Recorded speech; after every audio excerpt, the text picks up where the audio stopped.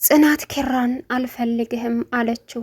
ኪራ ደግሞ ከቤቲ ጋር ያን ሁሉ ጦርነት አሳልፌ ላንቺ ብዬ ያደረኩትን ነገር በሙሉ እረስተሽ እንዴት አልፈልግህም ትኛለሽ በማለት ራሱን በገመድ አነቀ። አይገርምም? ብዙ ነገሮችን ባንቺ በኩል ታግሻለሁኝ፣ ብዙ ነገሮችን አሳልፍ ያለውኝ።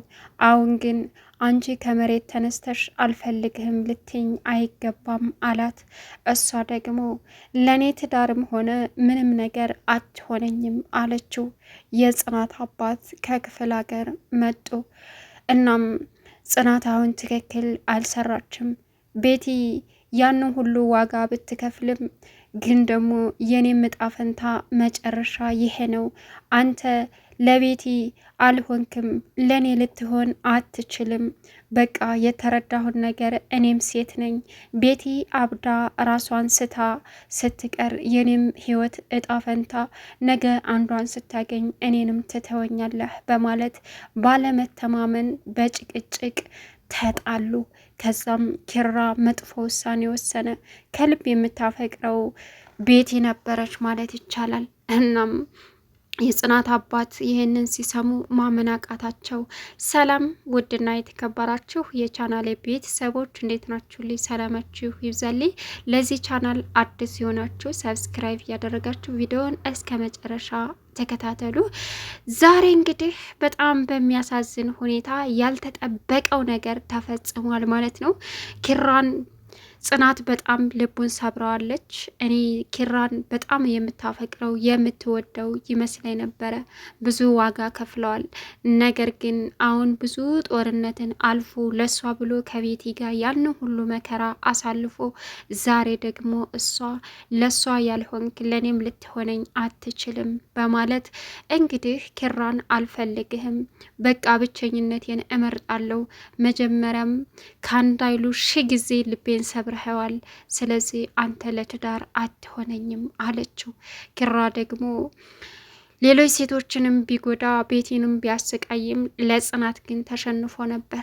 ያ ሁሉ እያደረገ የነበረው ለጽናት ብሎ ነው እንጂ ከቤቲ ጋር ሆኖ እያስመሰለ መኖር ወይም መቀጠል አቅቶት አይደለም። ለሚወዱት ሰው ሲባል ብዙ ዋጋ ይከፈላል። እናም ኪራ ለጽናት ብዙ ዋጋ ከፍሏል። አሁን ላይ በፊት መከራን ቢያሳያትም ግን ደግሞ በመካከል ላይ ከቤቲ ጋር ቤቲን እወዳታለሁ በእኔ ተጎድታለች በሚል ሰዓት የጽናትን ልብ ስለሰበረው ቂም ይዛበታለች። ለመጀመሪያ ጊዜ የምትወደኝ ከሆነ ያንን ልብ የሚሰብር ንግግር ልትናገረኝ አይገባም ነበር። እናም እኔን ሰድበህ ለሰዳቢ ሰጥተኸኛል። እናም ቦታሽን እወቂ እያልክም ብዙ ነገር ተናግረኸኛል። የሚወድ ልብ ደግሞ ይህንን ነገር አይናገርም፣ ልቤን የሚሰብር ነገር አይናገርም ነበር።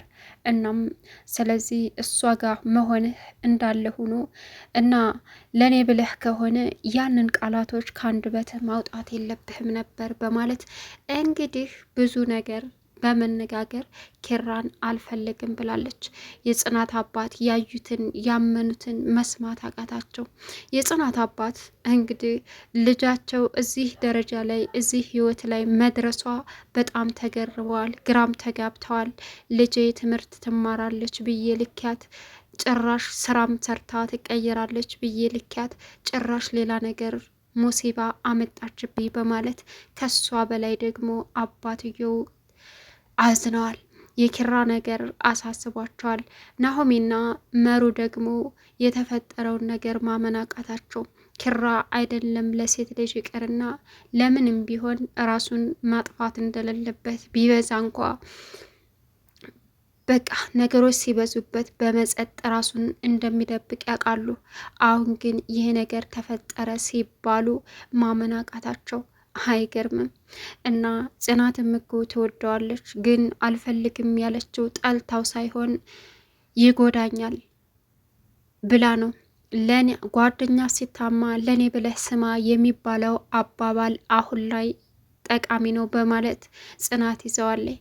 ቤቲን እንደዛ አጨልሏት የምትሆነውን ግራ ገብቷት መከራዋን ስታይ እንትን ያላሉትን አሁን ስታይ ስላየቻት አሁን የሷን ነገር በማየት የሷን ራሷን መሳትና እብደቷን በማየት በጣም በማዘን ነገም የኔ እጣ ፈንታ ወንድ ልጅ ነው ይቀየራል፣ ሌላ ሴት ብትመጣና ጣልቃ ብትገባ የኔም እጣ ፈንታ እንደዚህ ነው።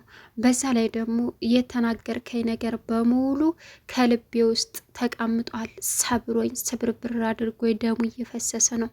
እናም ቤቴ አጠገብህ ሆና ለማስመሰል እኔን የጠላ ለማስመሰል ብታስመስልም ግን የተናገርካቸው ነገሮች ማንነቴን ከፍ ዝቅ የሚያደርግ ስለሆነ አልፈልግም። ኪራዬ የራስህን ህይወት ኖር አለችው። አይገርምም? ማንም ሰው ይህንን አልጠበቀም። እናም እሷ ደግሞ ይህን ስትለው በተናዳ ሳይሆን በጸባይ ነበረ። ህይወቷ ስለሚያሳስባት አሁንም የቤቲ አይነት ህይወትና እስከ ዛሬም በሱ ምክንያት የተቀጣችው ህይወት እንዳጋጥማት ስላልፈለገ እዋክህን ኪራዬ ተረዳኝ፣ እኔ አንተን ጠልችህ አይደለም፣ ግን ደግሞ አብረን ልንሆን አንችልም። እኔ የራሴን ስራ ሰርቼ አባቴን መቀየር እፈልጋለሁ። አሁን ላንተም ያም የተነሳ ሰራተኛ ሲሉኝ ተቤት ያነሰ የለ አንቺ ገረድ ስትለኝ የነበረው አንተ የሰደብከኝን አንተ የምትናገረኝን ነገር ይዛ ነበረ። አሁንም እኔ እናንተ ትዳር ውስጥ አለመግባባት ቢምነሳ እንኳ አንቺ ገረድ እኔ ነኝ ከግርድና አንስቼ ሰው ያደረግኩሽ ማለት አይቀርም። ስለዚህ ቢጤን ፈልጌ ላግባ፣ እወዳለሁ፣ አፈቅራለሁ፣ አከብራለሁ። እዋክህን አንተም የራስህን ህይወት ኑር።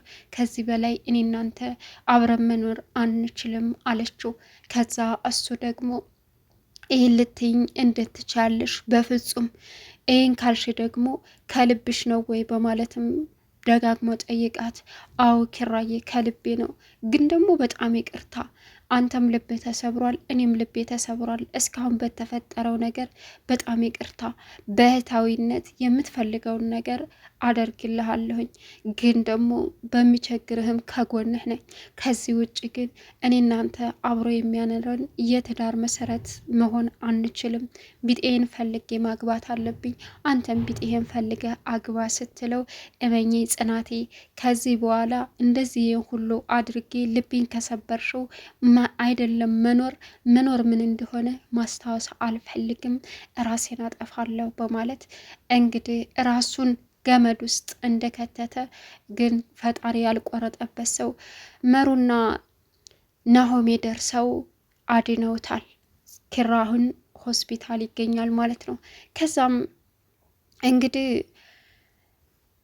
መሩና ናሆሜ የተፈጠረውን ጽናትን ሲጠይቋት እንደዚህ ነው ብላ ተናገረች። ያ ሁሉ ግፍ አልፋችሁ እንዴት ባጭሩ ተስፋ ልትቆርጭ ቻልሽ ብለውም ሲጠይቋት እሷ ደግሞ ተውኝ እንጂ ለእኔንም ተረዱኝ፣ እኔን የተረዳኝ ማንም ሰው የለም፣ እባካችሁን እኔ እኮ አንድ ድሃ ነኝ። ቤቲ እፊቴ ስታብዳየሁት ፍቅር በሚባል ሀያል ነው። ስለዚህ ፍቅሬን ደግሞ እንደሷ ተመጠን በላይ ሆኜ መሰቃየት አልፈልግም። ኪራ ለኔ ህይወት አስፈላጊ አይደለም። አሁንም አውላላው ሜዳ ላይ የተሻለ ሴት ቢያገኝ ጥሎኝ ይሄዳል። እኔ ሰራተኛው ነበርኩ እንጂ ፍቅረኛው ወይም ደግሞ ፍቅር ፈልጌ አልነበረም። ግን ከምትወደው ብዙ መስዋዕትነት ከከፈለችለት ሴት ግልብጥ ብሎ ወደ እኔ መጣ። አሁንም ነገ ጧት ልጅ በወልድ አብሬው ብኖር ሌላ ሰራተኛ ብትመጣ በራሴ ላይ ሊያችኛዋን ያዳራል ማለት ነው። ስለዚህ ተረዱኝ። እኔ ደግሞ ለአባቴ መኖር እፈልጋለሁ። ይህን አይነት ህይወት በህልሜም ላስበውም ሆነ ላየውም አልፈልግም ስለው ነው ይህንን ያደረገው አለች። ኪራና መራዊት በጣም ተናደዱ። ከዛም አማራጫቸው ምን ነበረ? የኪራ አባት ጋር ደውለው የኪራን አባት ታሟል ሲሉትም ልምጣ ሲልም አይ አትምጣ ተሽሎታል አሉ። ነገር ግን የመጨረሻው ደግሞ ውሳኔያቸውና ኪራንና ጽናትን ባንድ የሚያደርጋቸው ብለው ሲያስቡ የጽናት አባት መጥተው መፍትሄ መፈለግ እንዳለባቸው ተመካከሩ። ጽናት አባት ጋር ደውለው መሩና ናሆሜ ከዛም የጽናት አባት ልጅ የምን ሆነች ብለው ደነገጡ። ከዛም ምንም አልሆነችም ግን ደግሞ መተህ የምትፈታው ነገር አለ ጋሽ አሏቸው። ከዛም እሽ ብለው መጡ። የጽናት አባት የወለደ አያስችለውም። ከዛም ጽናትም ከዛ ቤት እንዳትወጣ መራዊትና ናሆሜ ያዟት። አባቷ ሲመጡ ያለውን ነገር በሙሉ ዝርዝር አድርገው ተነገራቸው። ማመን አቃታቸው። እኮ እኔ የኔ ልጅ የኔ ጽናት ናት ይሄን ያደረገችው? በፍጹም አታደርገውም። ጽናቴ ይህን አታደርግም። ታደረገችውም ደግሞ ግልጽና ግልጽ ናት። ለኔው ትነግረኛለች አሉ መሩና ናሆሜ። ጋሺ እንደዛ ሳይሆን አንተን መደበቅ ፈልጋ ሳይሆን የተፈጠረው ነገር ይሄ ነው። ኪራ ጠጥቶ ስለመጣ ይሄ ነገር ተፈጠረ። ከዛም እሷም ቁስሏን ጸጥ ብላ ይዛ ስለነበረ ነፍሰ ጡር ሆነች። ከዛም ቤቲ ደግሞ ልጇን በመርዝ አጠፋችባት። እውነታው ይሄ ነው ሲባሉ አባቷ በጣም አዘኑ። ልጄ ሳትሞትብኝ በቃ በማለት በጣም ተናደዱ። እናም መጨረሻ ላይ ግን በእሷ ምክንያትም ቤቲ እንደዛ እንዳደረገቻት ሲያውቁ በቃ ልጄ በቤቲ ምክንያት ሳትሞትብኝ እዚህ ደርሳለች ይመስገን ብለው ልጃቸውን እንደገና አቀፉ። ከዛም እንደውም ደግሞ ቤቲ ደግሞ አሁን ላይ ሌላ ነገር እንዳደረገች ሲነገራቸው አዘኑ። እናም አሁን ያን ሁሉ አድርጎ ድል በተጠናቀቀበት ጊዜ ኪራን አልፈልግህም ብላ እንዲታነቅ አደረገችው ጽናቴ ብለው ለአባትየው ነገሯቸው። አባትየው ደግሞ በፍጹም ይሄ ነገር አይሆንም፣ በእውነተኛ ፍቅር መካከል ብዙ መስዋዕትነት ይከፈላል። ብዙ መስዋዕትነት ከፍላችሁ ልጃችሁንም አታችሁ አሁን መለያየት የለባችሁም ብለው ጽናትን መክረው እንዲሁም ኪራንም ደግሞ መክረው ባንድ ለማድረግ ሞክረዋል። እናም ያልተጠበቀና ያልተፈጠረ ነገር በፍጹም ይሆናል ብለን ያላሰብነው ነገር ሆኗል ማለት ነው። ጽናት ለራሷ በመፍራት ነው። መጀመሪያም ኪራን እየፈራችው ነበረ። ራሷን በመፍራት ራሷን በመጨነቅ የኔ እጣ ፈንታ ቤቲን ስታያት እፊቷ ስትጨልል ያንን በማየት የኔም እጣ ፈንታ እኔም ሴት ነኝ፣ ነገ ጧት ምን ይደርስብኛል? ምን ያጋጥመኛል? እኔስ ይሄ ነገር ቢያጋጥመኝ በሚለው ከሁለቱም እየወደድኩት ነፃ ሆኜ ብቻዬን መኖር እፈልጋለሁ ብላ መወሰኗ ነበር። ግን ደግሞ ይህን ውሳኔዋን ማንም ሊቀበላትና ማንም ሊያከብርላት ስላልቻለ ተመልሳ ከኪራ ጋር ታርቃ የምትኖርበትን መፍትሄ አባቷን መጥተው እያፈላለጉ ይገኛሉ። ስለዚህ እንደኔ ብዙ መከራዎችን አልፈዋል። አሁን ደግሞ በዚህ ምክንያት መለያየት የለባቸውም ባይኔ። ቻናሉን ሰብስክራይብ ያደረጋችሁ ሀሳብ አስተያየታችሁን ማስቀመጥ ትችላላችሁ።